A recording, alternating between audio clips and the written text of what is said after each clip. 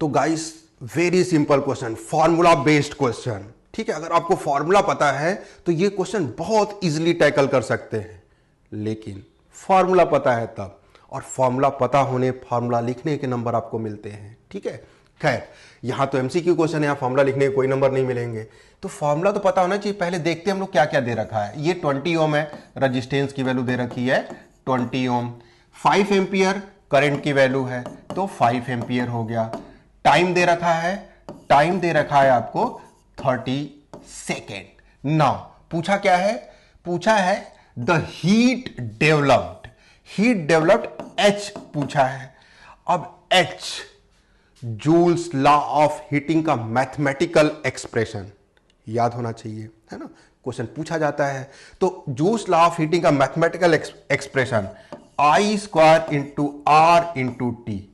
आप लोगों में से बहुत लोगों को यह फॉर्मूला याद भी होगा, और जिनको नहीं याद है बड़ा सिंपल है, याद कर लीजिए।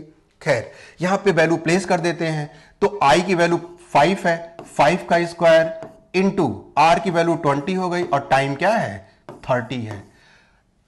एक क्वेश्चन है, जब यहां वैल्यू प्लेस करिए या जब वैल्यू यहां पे लिखिए, आर की वैल्यू, आई की वैल्यू, टी की वैल्यू, जब भी वेरिएबल की वैल्यू प्लेस करते हैं या लिखते हैं, वहां पे फॉर्मूले में प्लेस करने से पहले ये जरूर चेक कर लीजिए कि वो एसआई यूनिट में सारे हैं कि नहीं है।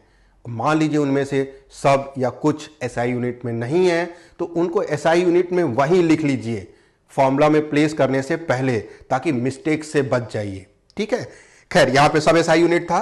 रजिस्टेंस का एसआई यूनिट ओम होता है, करंट एम्पियर होता है, टाइम सेकेंड में होता है, टाइम कई बार मिनट आवर्स में दिया जाता है यहां पे। खैर यहां पे वैल्यू कितना आ जाएगा, 5 का 25 हो जाएगा स्क्वायर, ये हो गया 600, एंड 25 6 जा 150 होता है, 150, देयर आर 2 मोर जीरोस, तो ये आ गया, 2 मोर जीरो आ गए।